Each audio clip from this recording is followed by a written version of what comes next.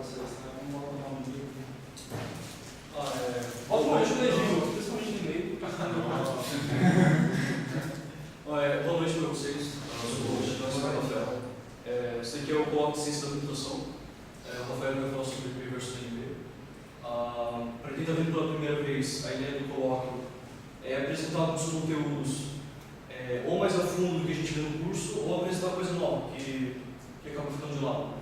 Então, se de repente vocês tiverem uma ideia ou quiserem apresentar alguma coisa que vocês gostam, só fala comigo com o Rafael, ou com a Karina, na mochila que é professora de MBI, FK ou técnico. E vai ser mais ou menos 40 minutos de apresentação, depois vai ser aberto um período para discussão, pergunta, então se você tiver alguma dúvida pode perguntar no final. E é isso, agora eu passo para fazer a apresentação. Boa noite, pessoal. Eu coloco que é o primeiro verso aqui, que é a maior questão, é o maior problema aberto da ciência da computação. A ideia desse colóquio aqui é fazer uma coisa leve, tema bem pesado, na verdade. Vocês vão estudar mais a fundo esse tema em duas disciplinas, em complexidade, algoritmos e teoria da computação. Lá vocês vão ver mais a questão operacional matemática desse problema, né? Como você pode formalizar ele matematicamente de maneira mais concreta, mais bem definida mesmo. E aqui eu vou dar uma noção mais uma noção um pouco mais informal, menos teórica do assunto, e passar a questão de curiosidades sobre o assunto. O que é importante, quais são as implicações, o que mudaria na nossa vida se essa questão fosse respondida. Então, vamos lá. Uma pequena agenda da apresentação aí, para ter discussão, vocês vão ver conforme eu vou passando. Né? A questão é a seguinte: computadores. O que difere o computador do ser humano? Né? O computador é significativamente mais rápido que o ser humano quando você está pensando em fazer cálculos. Né? Os computadores são rápidos. E eles são mais rápidos que qualquer pessoa normal. Né? Você tem alguns casos específicos de pessoas que conseguem fazer cálculos mais rápido que os computadores, mas essas pessoas elas têm uma técnica de já memorizaram pequenas partes da solução da conta e já aplicam uma resposta mais rápida do computador. Mas ainda assim, mesmo que os computadores sejam rápidos, certas categorias de problemas, certos problemas, eles são mais difíceis. São difíceis demais para o computador. Né? São problemas que o computador não consegue tratar. São problemas que o computador não consegue te dar uma resposta num tempo factível. Num tempo que você vai estar vivo para receber a resposta. Né? Então, vamos começar com um problema bem simples de computação. Um cálculo bem simples. Eu tenho aqui dois números. Esses dois números, não curiosamente, curiosamente, por exemplo, eles são dois números primos. E eu estou multiplicando eles. A resposta, já deve ter de cabeça, é 39. Mas, e se eu perguntasse para vocês fazer o procedimento contrário? Eu te dou um número 39 e eu quero que você forme dois números primos multiplicados resulta nesse número. Você já sabe a resposta desse número aqui. Porque, bom, talvez a gente mostrar como faz mexer no 39. Então é fácil. Mas eu vou deixar um pouquinho mais difícil. Isso aqui. Eu quero que vocês me deem dois números primos multiplicados desse númerozinho aqui. Nenhum ser humano aqui vai conseguir fazer algo. E nenhuma máquina, pelo menos no Brasil, consegue fazer isso. Né? Esse número aqui, pessoal, ele não é um número qualquer. Tá? Esse número aqui, a resposta já está sendo para você, né? São esses dois P's e Q's aqui, né? Mas para conseguir encontrar esse P e Q, não foi fácil. Tá? Esse número aqui, esse P versus Q aqui, na verdade, é um desafio. Esse desafio foi lançado por um grupo, uma companhia chamada ou RCA Security, né? E é uma companhia que trabalha na pesquisa do desenvolvimento da criptografia chamada RSA. Tá? E qual que é a ideia da criptografia RSA? Ela se baseia em algumas coisas. Primeiro, ela se baseia no teorema fundamental da aritmética. O teorema fundamental da aritmética diz o quê? Diz que qualquer número igual, ou seja, qualquer número inteiro igual e mais zero, à frente de zero, né, números inteiros, você consegue representar qualquer número desses como um produto de números primos. Mais importante, um único produto de números primos. Isso que o teorema fundamental da aritmética diz. Isso daí foi provado há muito tempo atrás, por Euclides, se não me engano. Tá? É muito antigo esse teorema, né? Tem milhares de anos. E ele se baseia que são utilizados, né, números primos. Né? O que são números primos? O número primo não é um número primo. Ele é resultado do produto de dois números primos. Né? Então, no caso aqui, os dois números primos em questão são P e o Q. Né? Então, vou falar para vocês. Esse número aqui, P versus Q, só existe um produto único de primos que vai dar esse número, no caso P e Q. Né? Porque esse é o termo da aritmética diz. Então, esse númerozão aqui, ó, ele é um signo primo, né? Porque é o produto de dois primos, P e Q. Esse número aqui, o nome dele é o RSA 768. E ele tem representação binária, né? Ele ocupa 768 bits. E a gente diz que encontrar esses P e Qs é quebrar o número. Tá? Esse número aqui, ele foi quebrado em 2009. Tá? E a premiação por quebrar esse número aqui foi $50 mil. Mas que estranho, né? Por que alguém iria pagar dinheiro, né, para achar o produto de dois números, né? Por que alguém ia fazer isso? Na verdade, existe um interesse muito grande dessa companhia em entender, né, ou pesquisar o quão difícil é quebrar esses números. Né? Por quê? Porque a criptografia RSA ela precisa que esses números sejam difíceis de quebrar. E conforme a computação vai avançando, os métodos de quebra desse número vão avançando, é necessário que a codificação, o tamanho da palavra de segurança, a chave pública e a chave privada, elas precisam crescer de tamanho de acordo com essa quantidade de bits. Atualmente, a gente usa 2024, 2048, né? 2048 bits. Né? Então, se... 2046. Então, 2048 bits é o que é utilizado hoje na comunicação que utiliza RSA. Todo mundo que já fez aqui uma transação online utilizou o RSA sem saber, né? Então, todas essas conexões seguras, de segurança, de criptografia, utilizam RSA. Né? E eles se baseiam nessas ideias do teorema fundamental da aritmética e de números primos. Né? E encontrar esses P que são difíceis, né? Ninguém conseguiu. Isso aqui, quem fez isso aqui foi uma equipe de pesquisadores que passaram anos estudando esse problema. Né? E eles conseguiram fazer isso utilizando uma grid computacional, a grid 5000, se não me engano, que fica lá na Europa, acho que é na Irlanda. E eles conseguiram fazer isso utilizando técnicas muito sofisticadas de quebra de algoritmo, né? De quebra de criptografia RSA, né? de quebra de segmentos. E o tempo, eles fizeram os cálculos, né? Eles estimaram que o tempo para fazer isso, se você utilizasse um computador caseiro, né? Tipo desse ali, você ia demorar 2000 anos para fazer isso. Né? E eles fizeram isso no prazo de 1 ano. Né?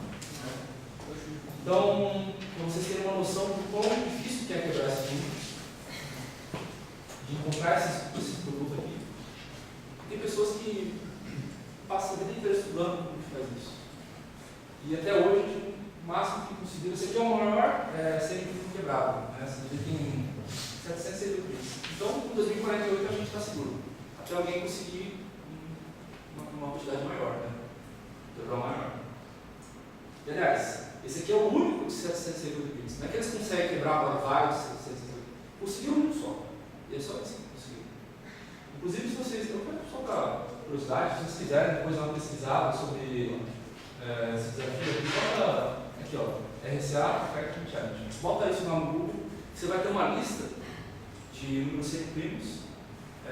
Muitos deles não foram quebrados até hoje, né? Inclusive números que são menores em quantidade de bits que esse aqui. E cada um deles tem uma premiação. Esse aqui é $50.000. Né? Se bem que, para pensar, não vale muito a pena o tempo. Fez uma pesquisa que esse pessoal teve de um ano, né? Para conseguir quebrar o tempo proporcional de um ano, né? Usando aquela grid enorme deles. O equipamento para quebrar isso deve custar mais que 50 mil. Exatamente. A conta de luz deve ser mais do que 50 mil. Então, realmente, não é pelo dinheiro que eles fazem, né? Eu acho que é mais por uma questão ali de ser sério na comunidade de pesquisadores e pelo desafio intelectual também. Mas por que é tão difícil fazer isso? Qual que é o algoritmo imediato que você poderia criar para quebrar um CNP? Uma vez que você encontrou ou P ou Q, encontrar outro é trivial, né? Porque é só dividir.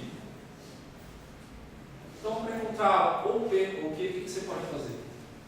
Você vai gerar uma lista de primos até a raiz quadrada do número que você quer quebrar. Vale deixar. Vale comunicar que gerar lista de primos também não é uma coisa fácil, computacionalmente. Né? Então, talvez, dependendo do número que você quer quebrar, você gera uma lista de números naturais. Né? Não precisa ser de números primos. Gera uma lista de números naturais até a raiz quadrada desse número que você quer quebrar. Né? Isso aqui vai ser suficiente para você conseguir quebrar o número.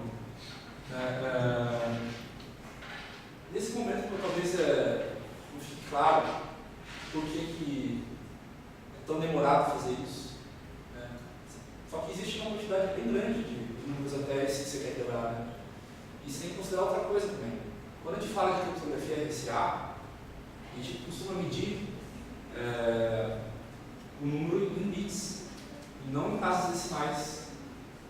E se você vai medir um bit, toda vez que você acrescenta um bit do tamanho do teu número, você tem que multiplicar por 2 o tamanho dele, o máximo dele.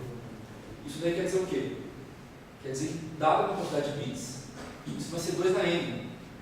Então, você vai ter uma expressão para a quantidade do número em relação ao número de bits, né, que é 2 elevado ao número de bits, o tamanho do número máximo que você pode ter ali nessa faixa, né, no caso 750 bits.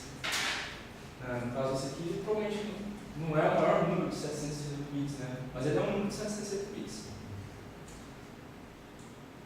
Então, a ideia é a seguinte, né, isso aqui é um algoritmo, né, que você vai ter que testar um a um para saber esse tipo de primos, e ele é um algoritmo de força bruta.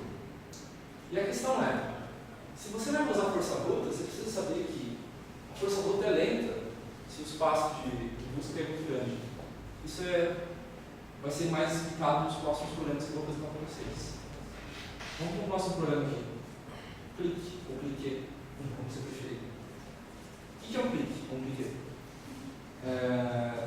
Quando você tem primeiramente, eu vou explicar com um gráfico, né, para ficar um pouquinho mais claro, para ver se vocês não conhecem gráfico, vocês não conhecem. O que é um gráfico? O gráfico basicamente é composto de arestas e vértices. As arestas são essas linhas e os vértices são as bolinhas. E elas são estruturas de representação. Né? É um desenho que representa alguma coisa. Pode ser, por exemplo, uma relação de amizade numa rede social. No caso, as pessoas são os vértices e a amizade entre elas é as arestas. Então, a ideia do clique é você encontrar um subgráfico dentro do gráfico que tenha a propriedade de relação total. Ou seja, todos estão relacionados com todos. Aqui a gente tem um exemplo, vários exemplos, no caso de um clique de tamanho 2. Ou seja, esse nó está relacionado com esse. Só tem 2, então existe uma relação possível. Mas se você for com um gráfico de tamanho 3, esse tem relação com os dois, esse com os dois e esse com os dois. Tá? Tamanho 4, idem, então isso é um clique. Tá? O desafio do problema do clique é o quê? É eu perguntar para você, pedir para você encontrar um clique, ou seja, um subgráfico completo, um gráfico, de um tamanho específico. Vou fazer esse desafio para vocês agora. Aqui a gente tem um gráfico com 8 vértices, e eu quero que vocês encontrem, se existir, é claro, um clique de tamanho 5, desse cara aqui. Aqui eu já mostrei a resposta antes, não façam outra face aí, não conte para ninguém, mas eu quero desafiar vocês. Aí vocês vão sentir por que é difícil esse problema. Né? Tamanho 5, ou seja, tem que ter 5 vértices, né? Esse subgráfico.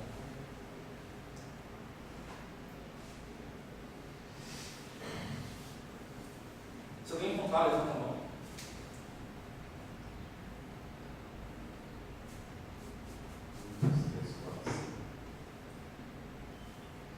Achou? 1, 2, 3, 4, 5? Então, é isso mesmo. Vai marcado em vermelho. Usar as arestas. Bom, eu fiz bem fácil, na verdade. Você tinha que ter pensado no psicológico, não no computacional, né? Você tem que pensar na preguiça de quem está fazendo a palestra e adivinhar. Bom, de fato, está aqui o nosso gráfico completo, nosso subgráfico completo, por exemplo. Ele está relacionado com todos esses 5 elementos. Então, isso aqui é um desafio computacional, o plano do clique. Vamos avançar então.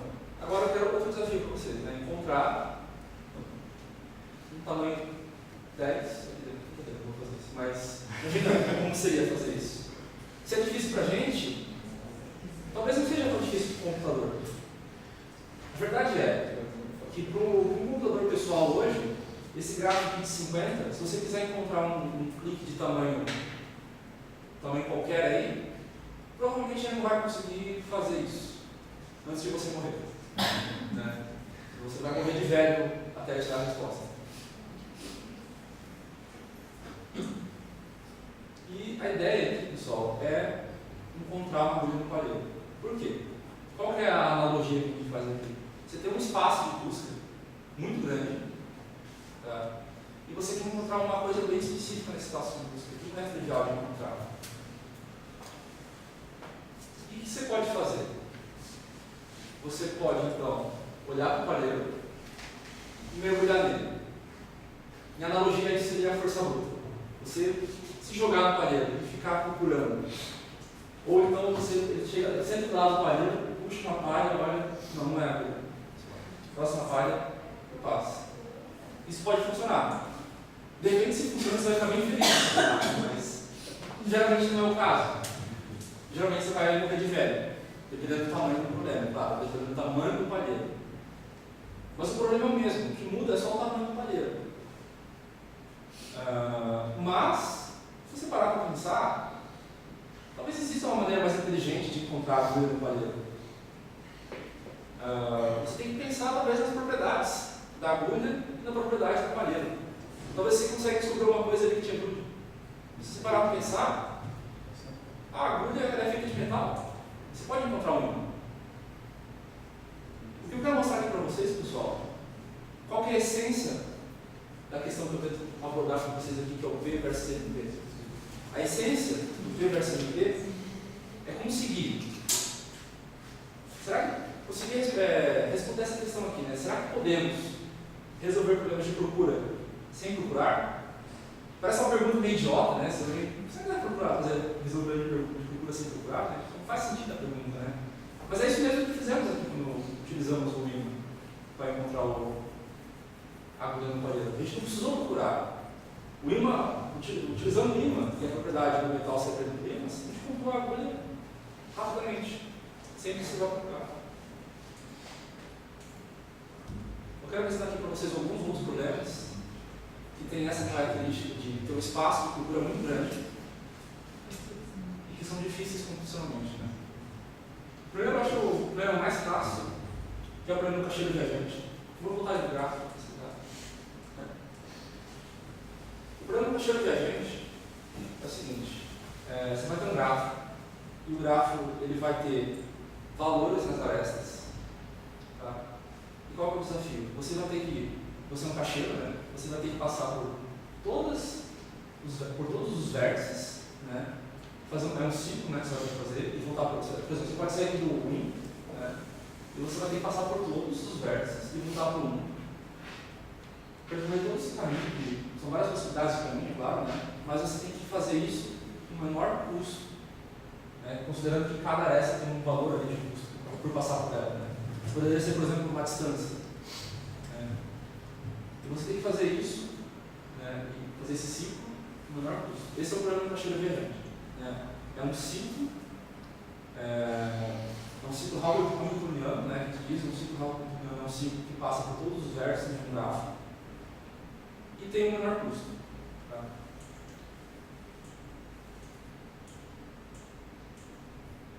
Então tá. Esse é o caixeiro viajante. Agora eu vou falar para vocês da satisfatibilidade plena, ou SAT. Vou chamar de SAT que é mais rápido. O que o SAT é? Acho que todo mundo aqui está fazendo, fez lógica. Lá na lógica vocês vão conhecer diversas, vocês vão fazer uma lógica algébrica, que a gente chama, né? Vocês vão ter variáveis e operadores entre suas variáveis, né? E você vai poder ter expressões formando com esses operadores e variáveis. E essa expressão pode ter valor verdade ou valor falso. O problema do SAT é descobrir se uma dada expressão é satisfazível ou satisfatível. Né? Acho que as duas pronúncias são válidas. O que é ser satisfatível? É você conseguir encontrar uma atribuição de valores para as variáveis dessa expressão que torna a expressão inteira verdadeira. Eu vou exemplificar, para ficar mais claro.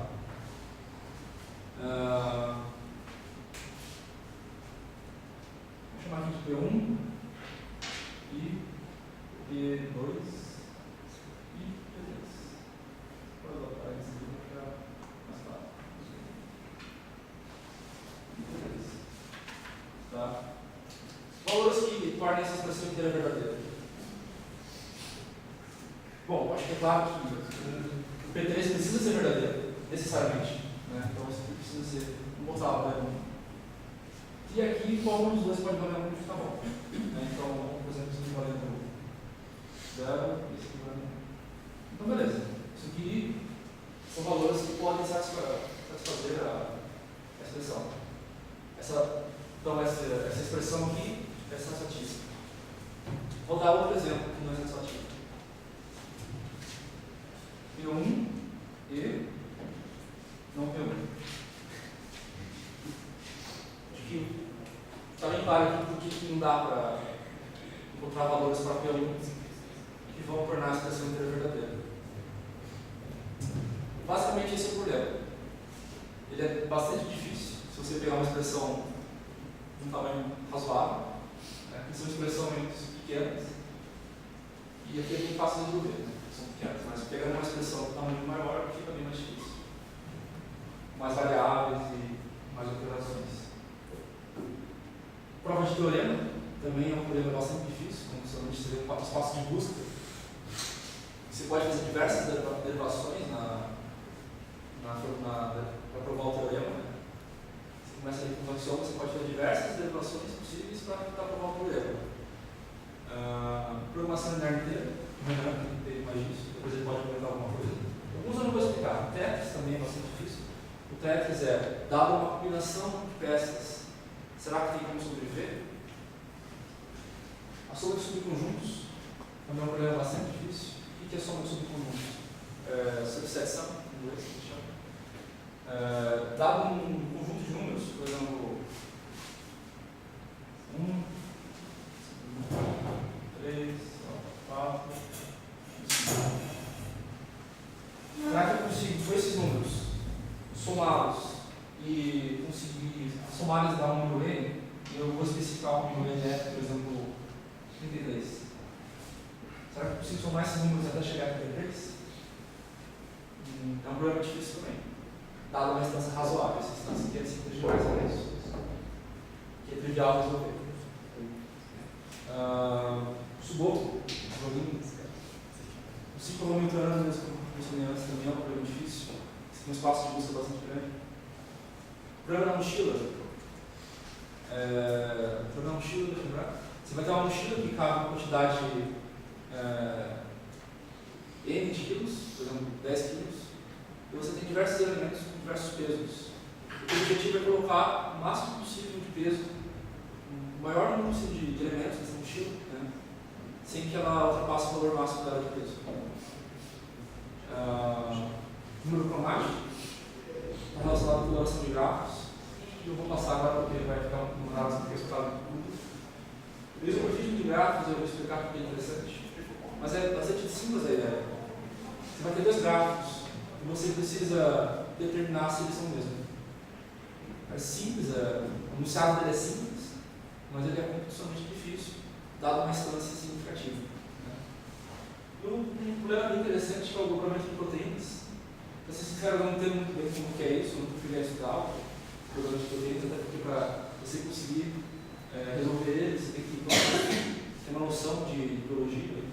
Mas ele é o seguinte, você vai ter uma cadeia de DNA e essa cadeia de DNA pode se dobrar de diversas maneiras.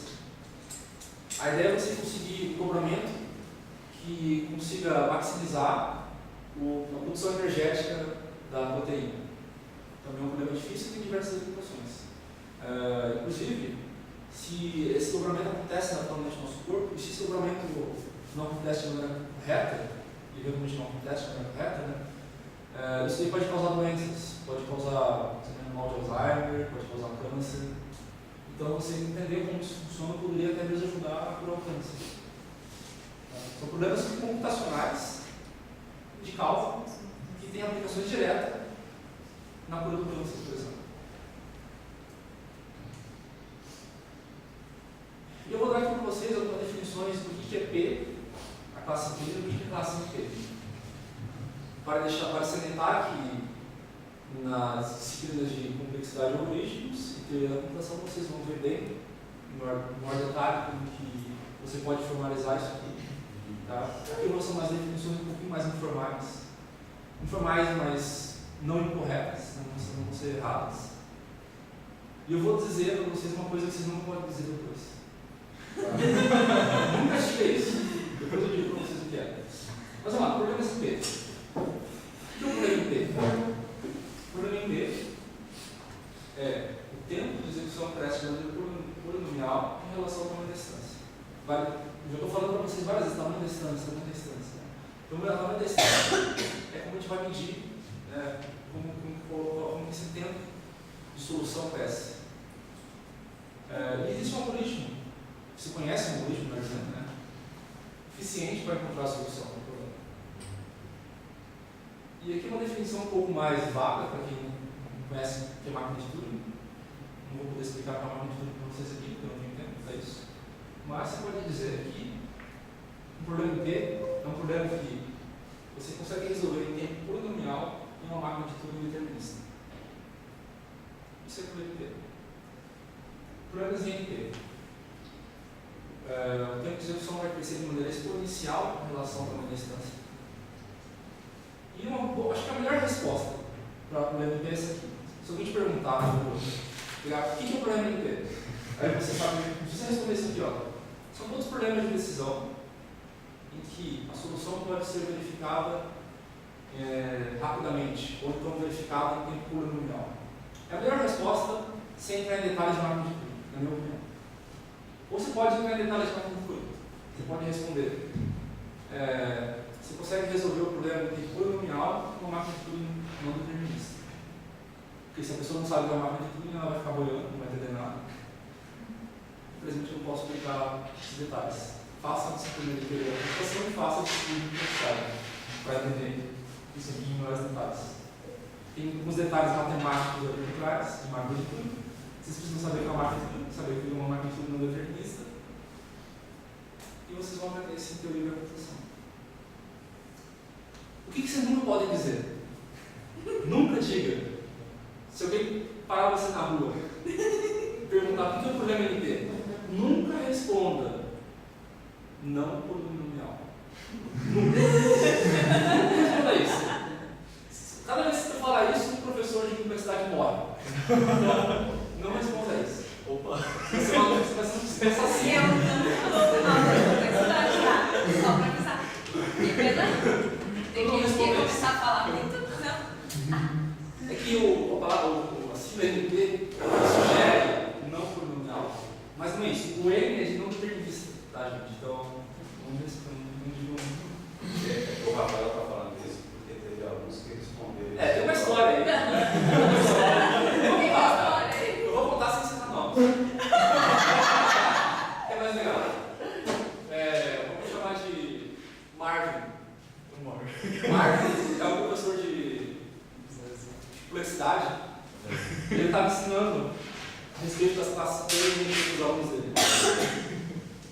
ensinou, fez a explicação toda teórica do assunto e falou, nunca digam que, falou isso que eu disse para vocês, nunca digam que NP é não polinomial. Ele falou isso numa aula. Na aula seguinte, Marvin perguntou para os alunos dele, o que é NP? Silêncio.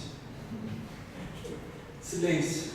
Até que um aluno gravemente respondeu, não polinomial. Não foi divertido para o professor. Nem para a turma. Então, não faça isso. Nunca digo isso. Visualizando toda essa história, talvez aqui que eu falei, essas definições não ficou claro. Realmente não fica.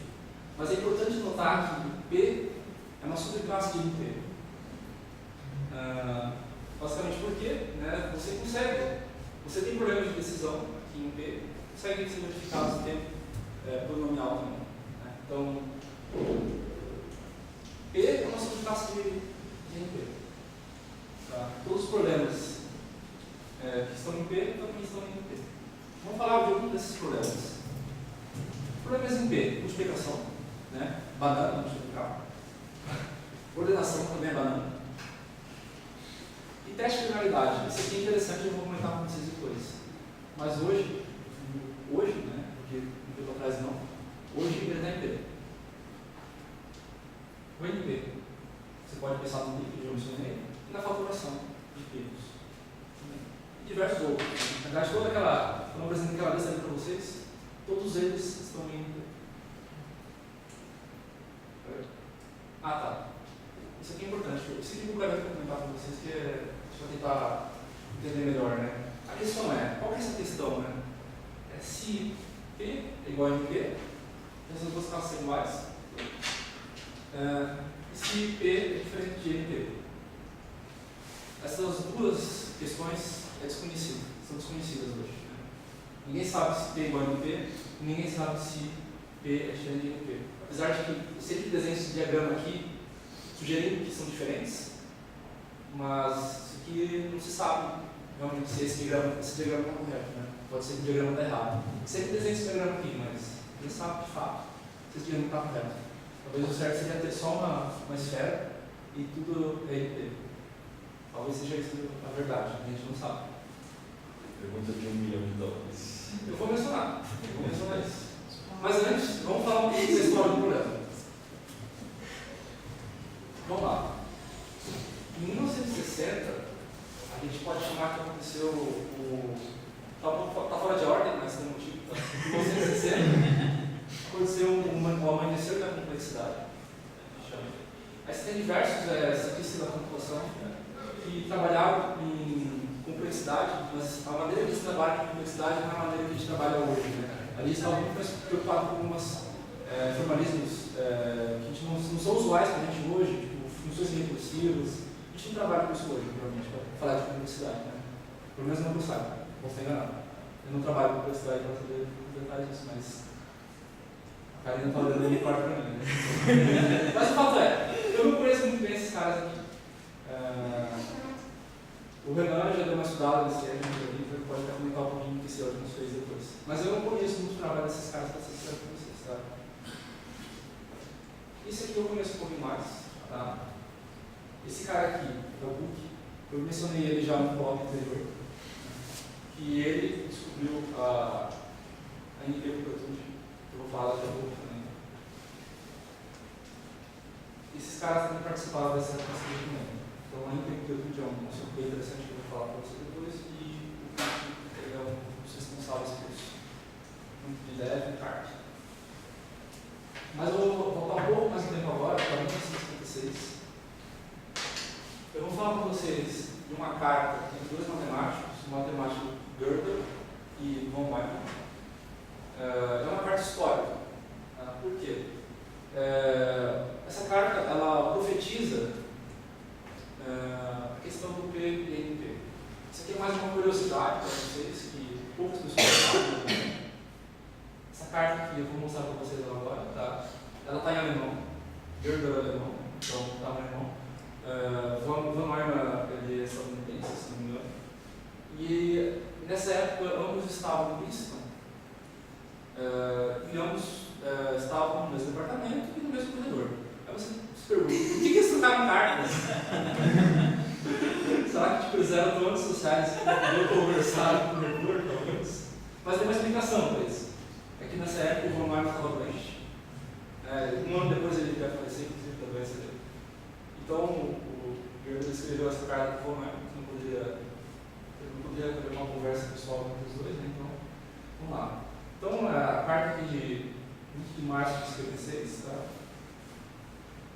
Uma parte dessa carta é mencionada, a questão é, quão rápido cresce φ de n para uma máquina ótima? Quando ele fala de máquina, ele está falando de máquinas de tudo. Tá? E basicamente está questionando se φ de n nada mais é que uma expressão que representa o tempo para aqui no caso ele menciona a prova de teorema. Tá? Então ele está falando uma prova de um teorema de tamanho n, né? Que tem n elementos, né? Tamanho n do teorema, para provar esse teorema. Né? A questão é quão rápido isso cresce, né? Esse tempo de execução. E até mesmo questionando algumas coisas, como no número geral, como isso poderia ser reduzido, né? Como no geral de passos, para problemas combinatórios finitos em geral. Né? Todos esses problemas que a gente está falando são problemas combinatórios finitos. Né? Você tem um número finito de combinação possível, que é o nosso espaço finito. Fala um pouquinho do Kurt Gödel. Ele é o maior lógico do século passado. Ele é principalmente conhecido pelos teoremas de amplitude, que é um tema que eu adoro, que eu pretendo ainda abordar no colóquio ainda esse semestre. Eu espero contar com a presença de vocês. É um tema interessantíssimo e pesadíssimo. E é difícil até pensar que eu vou fazer um colóquio de 40 minutos sobre isso. Mas possivelmente não vai ser só 40 minutos, vou ter que fazer um colóquio maior sobre isso, mas é um tema muito interessante, vale a pena. E Von Neumann, acho que pelo menos aqui, se tivesse alguém da física aqui, pelo menos já teria noção de que é o Von Neumann também. O Von Neumann ele é um matemático que trabalha em diversas áreas da matemática, tanto na pura e na aplicada, trabalhou com caos, né, um mapa logístico que o pessoal da física conhece, ele desenvolveu. E também um dos pioneiros da ciência da computação, né? Ele é bem conhecido de nós pela arquitetura de Von Neumann, né, a arquitetura que ele desenvolveu. Isso aqui vocês vão ver o Von Neumann lá em AOP, vocês vão dar uma olhada nisso. Mas aqui é só uma curiosidade para vocês, tá? Uma coisa que muitas pessoas talvez não saibam.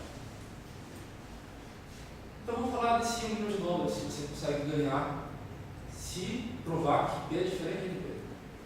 Para igual não ganha. Para igual não ganha. É bem tendencioso, né? Mas tem um motivo, provavelmente porque a maioria das pessoas acredita que seja diferente. Talvez seja por isso que é só para quem provar diferente. Então, existem diversos problemas de matemática. E, de longe, o mais fácil de entender daqui é o P versus P. Tá? Esses problemas aqui eu nem saberia enunciar para vocês ele, porque a hipótese de rima não é trivial. Assim. Então, só para vocês terem uma curiosidade, né? Se vocês resolverem não essas questões aqui, vocês ganham 1 milhão de dólares. P versus P. Mas eu vou dizer para vocês que talvez não é preciso faturar se você quer testar seu número primo. Talvez não é preciso procurar os fatores. O problema de testar um número primo é você recebe um número, ele, qualquer inteiro, natural, quer dizer, e você tem que determinar se ele é primo ou não. Qual é a maneira mais óbvia de fazer isso? Você vai fatorar ele. Se depois de você fatorar, os únicos números que você obteve na faturação foi o número 1 e o próprio número N, que você está faturando, então o número é primo. Essa é a definição de primo, inclusive. Mas existe outra maneira. E essa outra maneira se baseia num teorema de séculos, que foi desenvolvido pelo matemático Fermat, que é o Fermat's Little Theorem. Então, o teoremazinho do Fermat. É bem simples de entender também. Aqui você tem uma conta que é um pouquinho feia, mas calma, vou explicar como faz. Tudo é simples, tá? A ideia aqui é uma aplicação. Se P é primo, então o quê? Se você pegar esse número A qualquer, natural, tá? Menor que P, então você vai pegar esse número natural, levar a P menos 1. E você aplicar a operação de mod, que a gente conhece da aritmética de relógio. Acho que vocês já conheceram a operação módulo no Algorithms? Já, né? Então é essa mesma operação de módulo aí, tá? Então, se você fizer isso e for, a gente diz que é congruente, né? Mas é igual, na verdade, pode ter como fosse igual, mas é um pouquinho diferente. Se essa operação aqui, ó, valer 1, então você não sabe se é primo. Na verdade. Esse teorema aqui ele não prova que o número é primo. Infelizmente. Ele prova que o número não é primo. Ou que ele é composto. O número composto é um número não primo. Isso aqui você consegue estabelecendo que, ou seja, nunca será o caso de ter ser primo e a congruência ser falsa. Tá? Isso que essa aplicação utiliza, na verdade. Tá? Na verdade, é aplicação mente. Na verdade, não pode aplicar uma falsidade. Então, vamos para os exemplos, para ficar um pouco mais concreto. Vamos pegar, então, 3 é primo. 2 é menor que 3. 2 elevado a 3. 2 elevado a 2. Né? Vai dar 4. Mod 3. Sobrou. Então, beleza. Próximo exemplo. 5. 5 é primo. 2 elevado a 5, menos 1. Vai dar 2 elevado a 4. Vai dar 16. 16 mais 5, não. Vou pegar um exemplo que não é primo. 6 não é primo. Então, 2 elevado a 6 menos 1. Isso vai dar 2 elevado a 5, dá 32. 32 mais 6 vai dar 2. Então, você consegue somente provar. Poderia ser o caso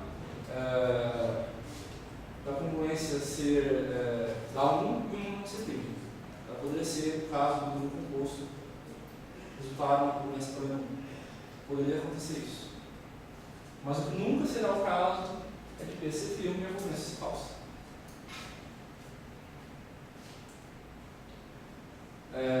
Eu digo para vocês que esse teorema de Fermat aqui ele foi importante para mostrar que esse problema de teste de finalidade, como eu mencionei um tempo atrás ali, que na verdade ele não é em P, ele é P. Por quê? Existe recentemente, em 2002, um grupo de pesquisadores aí desenvolveram um teste de finalidade chamado AKS. E ele tem um tempo de execução, né, extremamente rápido, se você comparar com a calculação. Esse tempo de execução aqui, ele é dado por essa expressão aqui, ó. O logaritmo neperiano de n, n é o tamanho do número que está calculando, elevado a uma constante c, vezes ln, ln, p. Tá? Ok, mas você vai pensar, mas tem um n aqui na exponencial. Faz isso. A questão é a seguinte, ainda que C vezes ln, tende para o infinito, quando n vai para o infinito, mas ninguém nunca viu isso acontecer. Demora muito para isso acontecer, então, em termos práticos, digamos assim, esse expoente aqui ele é uma constante. Ou seja, isso é um polinômio.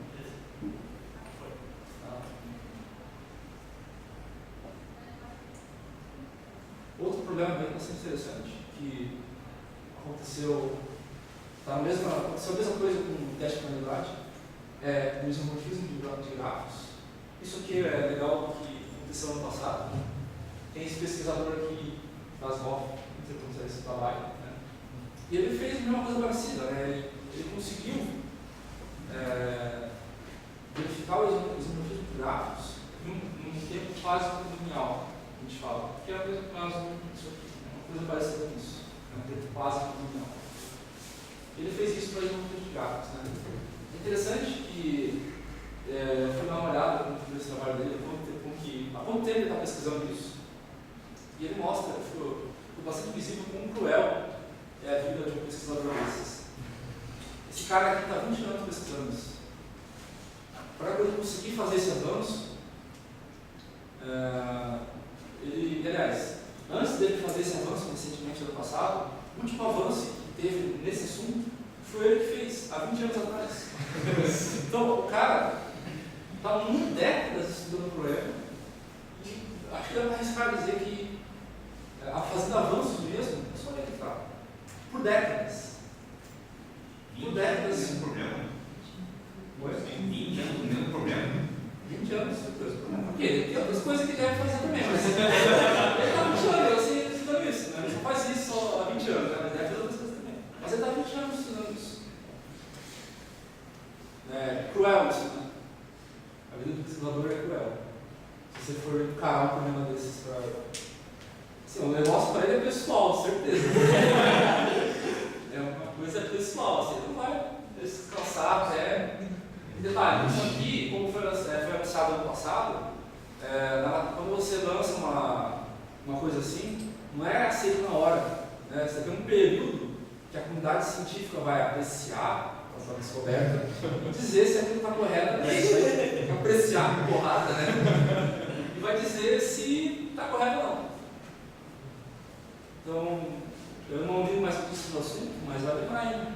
Quem sabe até o final do ano a gente tem uma resposta definitiva se esse algoritmo base, o tempo base polinomial dele está correto ou não.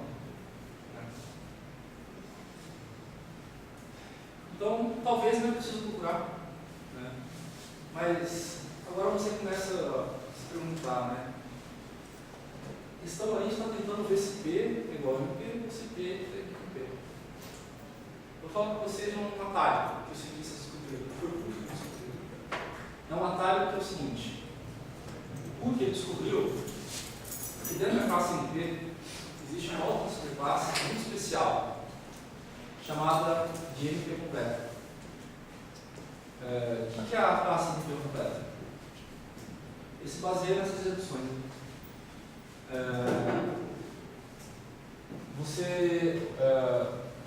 Existe uma relação entre os problemas, né? Dos completos, ou seja, são equivalentes um ao outro. O que isso quer dizer? Quer dizer que se você pegar uma instância de um problema, passar por um redutor, você cria uma instância do outro. De maneira que, se você resolver a instância do outro, diretamente você também resolveu isso aqui. Essa é a ideia da redução. Você resolve um através do outro. Tá? Ele descobriu que existia uma classe de problemas que tinha essa característica. Os problemas intercompletos. Então eu vou dar uma atualizada. Tempo atrás eu fiz um desenho que era assim, né? Você tinha aqui NP, tudo isso, e aqui embaixo P. Né? Vou atualizar esse desenho, vou botar na classe inteira e vai ser isso. Tá, NP. Tá? Qual é a graça desses caras? A graça desses caras é que se você encontrar um algoritmo eficiente para qualquer um desses problemas que está aqui dentro, automaticamente você consegue provar que toda essa classe aqui, na verdade, é P. Mas por que isso acontece? Foi o seguinte, lembra tempo atrás aqui, estava falando ali que os NPs eles são polinomiais em máquina de Turing não determinista. O que o Cook fez foi o seguinte, ele provou que você consegue simular uma computação na máquina não determinista resolvendo uma instância do SAT. O SAT é a SAT que vai jogando uma Janus, né? Desses carinhas aqui. Ele provou isso. Ou seja, se você conseguir resolver o SAT em tempo polinomial, você consegue computar uma máquina de Turing determinista em tempo polinomial. Ou seja, automaticamente todos os NPs viram polinomiais. Viram P. Isso aqui é um atalho que o Cook descobriu. É importante notar que aqui é falar o problema da faturação, que mencionei agora há pouco, mas assim, ele não é um MP completo. O que é? Todos os NPs existe uma redução com o NP completo. E você sabia por quê? Todos os NPs são polinomiais em máquina de Turing não determinista. Né? Ou seja, todos eles você consegue fazer uma máquina de Turing não determinista que executa em tempo polinomial. E como você consegue resolver o SAT? Se você conseguir resolver o SAT em tempo polinomial, você resolve a máquina de Turing em tempo polinomial. Automaticamente você resolve também o problema da flutuação em tempo polinomial. Isso aqui existe, certeza. Pela própria definição do que é o NP completo. O contrário não é sabido. Tá? A fatoração não se sabe se é NP completo. Então, reduzir o problema do que é a fatoração, não existe redutor ainda. Não se sabe se existe, na verdade.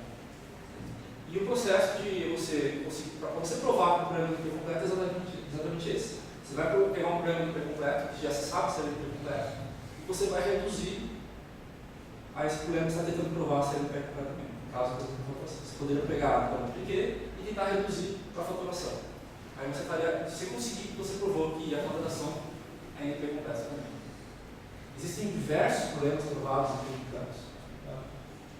A NP completude, então, é esse atalho que o grupo descobriu que poderia servir para provar que todos os problemas serem iguais a P. Para mostrar para vocês, né, que a sessão aqui é como não provar. O fato é, até agora ninguém encontrou um algoritmo eficiente para um NP completo.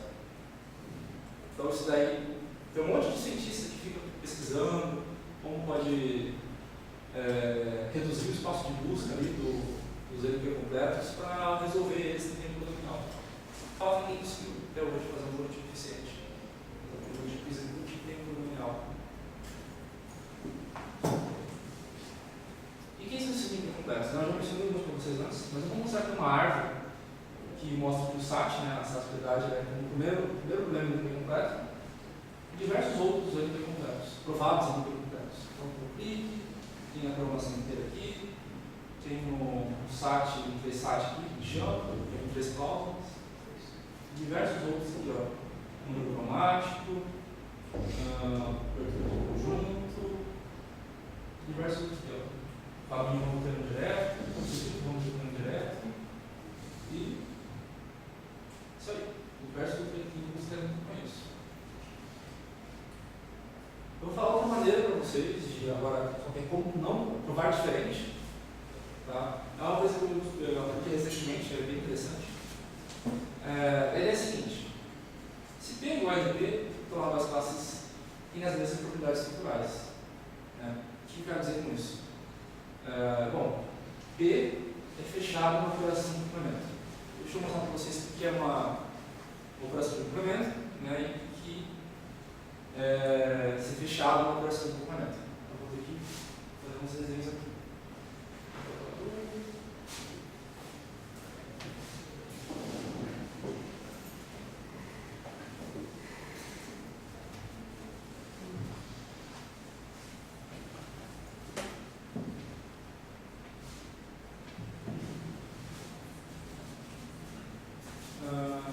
Vamos começar a fazer assim, né? Vamos supor que você tem um conjunto aqui C1, e aqui tem número 1, número 3, número 4, número 5.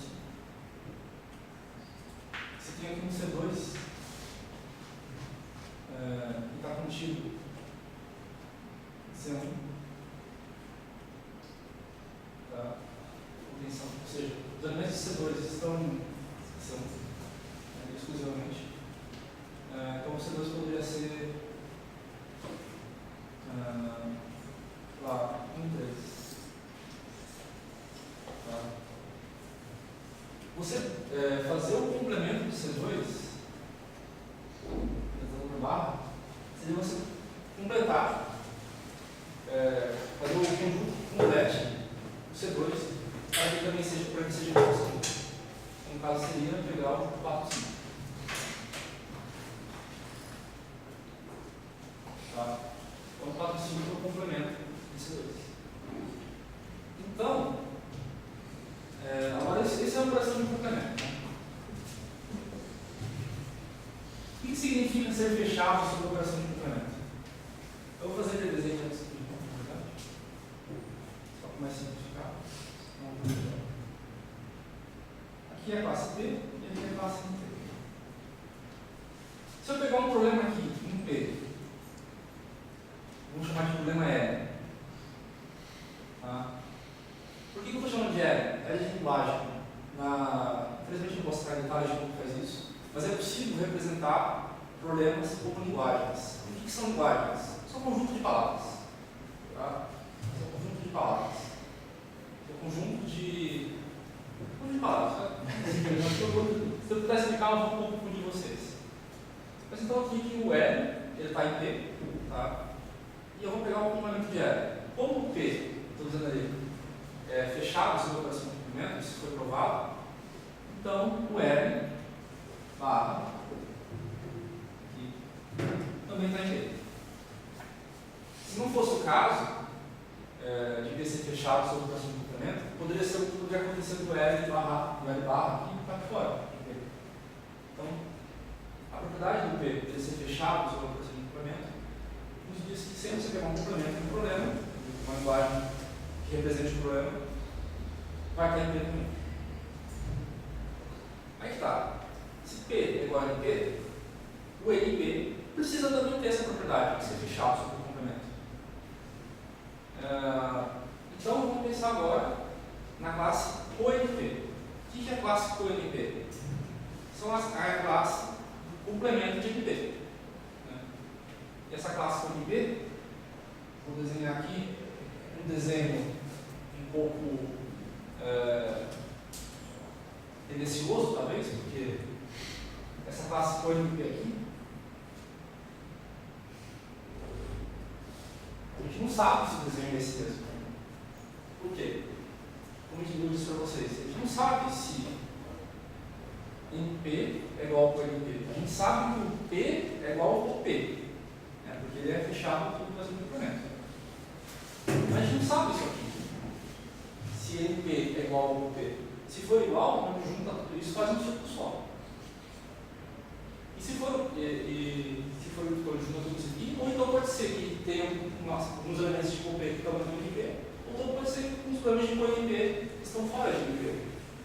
A questão é o seguinte: se você pegar um problema aqui, vou chamar de L2, e está em NP,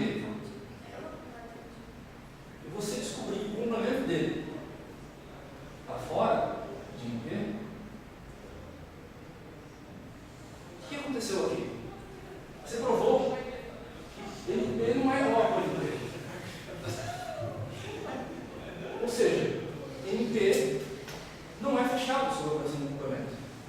Se ele não é fechado sob a operação de complemento, não tem como ser igual a P. Por quê? Porque P é fechado sob a operação de complemento. Então, essa é uma maneira que você poderia utilizar, uma tática, uma estratégia que você poderia utilizar para provar que P é diferente de NP. Tá? Isso aqui só uma visão geral da situação. Tá? Tem diversos pesquisadores que sonham em provar diferente ou igual de NP.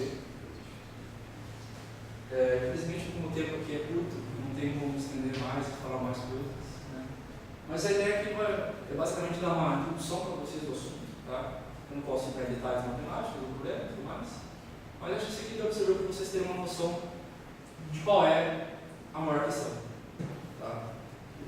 Para finalizar, eu vou. Vocês estão passando a lista aí? Já passou? Então aqui eu tenho essa lista para que serve. Eu tenho aqui uma sequência de material complementar. A maioria deles são vídeos, tá? Que vocês podem dar uma assistida assim, para se interessar no assunto. Que vocês vão se informar mais sobre o assunto. Então, são pessoas aqui famosas, o Inútil, um vídeo. Essa aqui não é uma pessoa famosa, mas é um canal bem interessante. Esse aqui é de um. Nesse vídeo aqui tem diversos pesquisadores famosos. Tem o Michael Simpson, tem o Papa Dimitrio, mais algum? O Knut da Lina. O Knut da Lina? Eu só vi a thumbnail no vídeo, não tinha assistido. E tem outro vídeo aqui que é do Michael Simpson. Aliás, a minha apresentação aqui foi baseada nessa apresentação do Marco 5. Então, se vocês assistirem essa apresentação do Marco 5, vocês perceberem que está um pouquinho parecido com o que eu apresentei para vocês aqui no Déjà Vu. Não é besteira.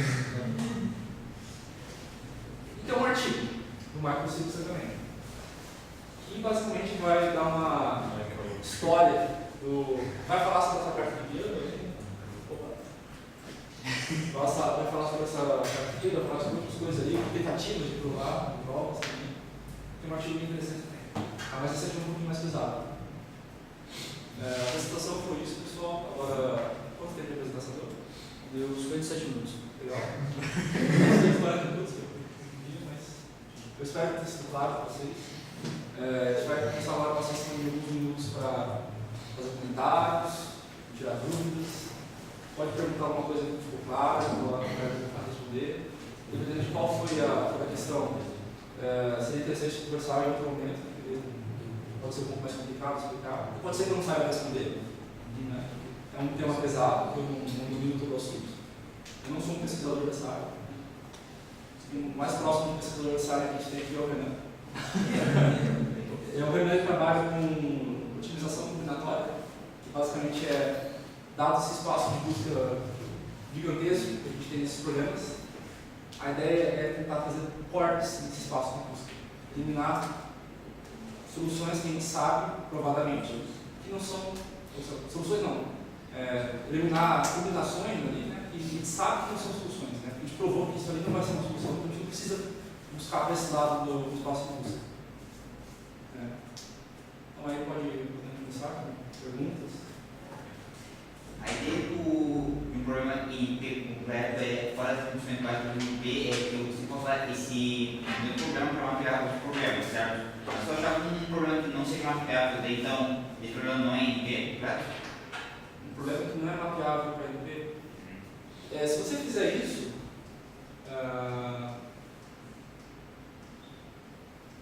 você provou que IP é diferente de INP. Tá, deixa eu explicar por quê. Cadê ele?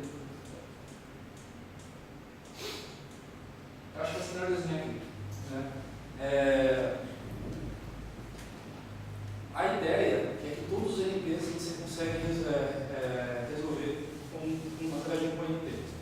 De um INP completo.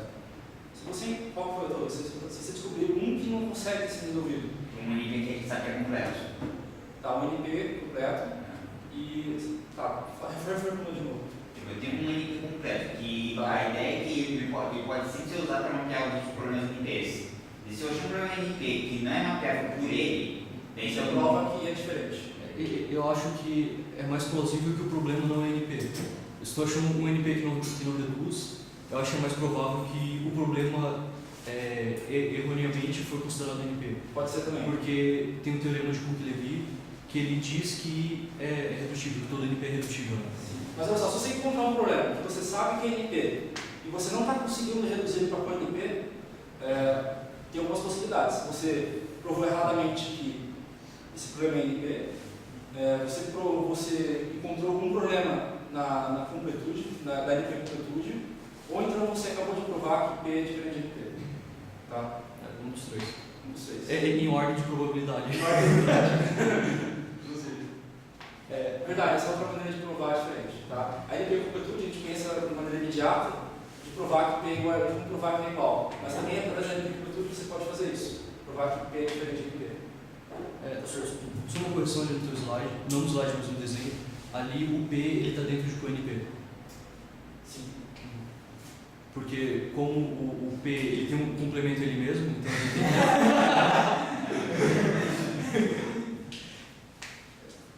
o Rafael ele citou sobre o prêmio Milênio ali, que é o prêmio de $1 milhão. O único que foi resolvido foi a hipótese de a conjectura de Poincare. E foi o único resolvido. Então, existe um cara que ele ganhou $1 milhão. Esse cara ele é russo e ele negou o prêmio. Ele falou, tá aqui, eu resolvi e eu não quero dinheiro. Aí, se procurar pelo cara, só acha uma foto dele, que é a foto quando ele publicou o negócio. Aí, o cara ele tem um cabelo assim meio gigante, assim, tem um cara de mendigo. Bora uma cabana lá. E ele tem... Mas ele resolveu, esse problema resolveu um dos problemas não tão conhecidos, né? Mas ele nega todos esses prêmios. E, então, por exemplo, se resolver ali o P versus NP, não vai ser o primeiro a resolver um set, mas vai ser o primeiro a ganhar dinheiro, né? Porque ele levou dinheiro. Se não me engano, ele disse, dá pra alguém então. Ele, se não me engano, foi doado pra alguma entidade. Né? O único cara que ganhou, ele levou dinheiro. Na verdade, tem duas coisas. A ideia da definição do MP, que é um programa de decisão, né? E os MPs completos, eles são os mais difíceis da classe. Então, isso que é a pergunta dele, né? Como eles são os mais difíceis, se eu tiver um MP que não tiver, não pode? Não, é uma redução. Eu não sei se chegou a mencionar ali, eu não lembro, mas é que antes acreditava-se que o teste da primaridade estava em NP, certo? E aí eles descobriram, né, um método para resolver o teste de primaridade que executa em tempo binomial. Mas, não sei se chegou a comentar isso, mas isso não prova que P é igual a NP, porque o teste de primaridade não é NP completo. Não é NP completo, bem mencionado. Né? Talvez ele não ficou claro isso. Eu poderia ter dado uma avisada nisso realmente. O teste de humanidade não é NP completo, infelizmente. Se ele fosse, teriam provado que P é igual a NP. Mas não é. E outra possibilidade, bem idiota, é você fazer um por um, né? Dos NPs assim. Vai morrer antes, certeza. É um jeito, né? Por isso que a gente chama de o NP completo de um atalho. Você mata toda a classe de uma vez só. Matar tudo através de uma prova. Tem um cientista da computação famoso que é o Donald Knuth. Ele trabalhou muito nessa área também. E ele acredita que P é igual a NP, mas ele acredita que ser igual não quer dizer que vai ser conhecido por que é igual. Né? No caso, se é igual quer dizer que existe um algoritmo eficiente para tudo. Mas ele fala que ele acha que é possível provar que existe, mas talvez não seja possível encontrar o que existe. Então é uma visão estranha, né? Caiu dele. Essa prova está incompleta. Eu não sei se é uma questão de necessidade, isso pode ser. Incompleta. Algo que não pode se provar. Mais um comentário, uma dúvida? Pessoal, os calouros aí da minha turma, que vieram aí, não tem pergunta aí? Alguma dúvida? Pode perguntar, mesmo se a dúvida seja fundamental. Aquele problema lá do SAT que ele colocou é exatamente a tabela da verdade. Vai andando. Para você resolver um SAT, você pode montar a tabela verdade. E se você já montou uma tabela verdade, você percebeu que a quantidade de linhas cresce 2 na N de acordo com a quantidade de variáveis, N sendo a quantidade de variáveis. Então, se você tem 2 variáveis, você vai ter uma tabela com 4 linhas. Se você tiver 3 variáveis, você vai ter uma tabela com 8 linhas. Então, a quantidade de linhas cresce de maneira exponencial, que é o teu espaço de busca. Aquela tabela verdade é o teu espaço de busca. Tá? Então, quem já fez uma tabela verdade de 5 variáveis sabe que é. Só tem que ser 2 linhas. Boa parte da apresentação, alguns conceitos ali, a gente vê em outras matérias, né? Complexidade de algoritmos, teoria da computação. Então, se não consigo pegar algumas coisas ali, depois a gente vê isso. Alguém faz prova, então, muito legal. Ou não. Curiosidades, dúvidas? Assustou alguém aí? Foi pesado? Eu acho que não foi pesado. Eu acho que foi uma coisa bem palpável para a maioria de vocês. Pesado eu aqui nas matérias. A matéria é bem pesada, comparada a isso, pessoal. Então, Muito pesado. Considerando a matéria mais difícil do curso, pelo menos. Por causa Bom, do acho que, se ninguém tem mais nenhuma dúvida, ou comentário, dá para considerar encerrar. Então, GG.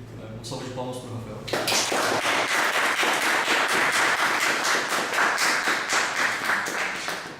Qual que é o próximo dia agendado? Então, próximo, os colóquios estão acontecendo a cada 2 semanas, semana sim, semana não.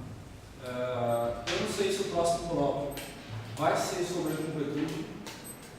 Eu não sei porque talvez eu não tenha tempo para preparar tão cedo assim.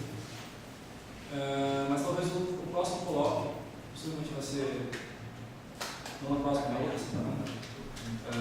Talvez seja com a apresentação da Karina. Eu não lembro agora do tema que ela sugeriu para ela. Não era lógicas não convencionais? Lógicas não convencionais? Não. Essa é outra coisa. Ilha de alguma coisa. Ilha de alguma coisa. Ilha de alguma coisa. Parece interessante. Então, daqui a 2 semanas é para ter outro colóquio. Se eventualmente não tiver, era a última oportunidade dele, né? Aí depois só no outro semestre. Mas o objetivo é fazer quinzenal, cada 15 dias. Na verdade são 14. Bom, é isso. Tem cafezinho lá se alguém quiser. Cafezinho, isso aí. Pode lançá-lo. Já se envolvi? Hum? Parou de gravar? Não.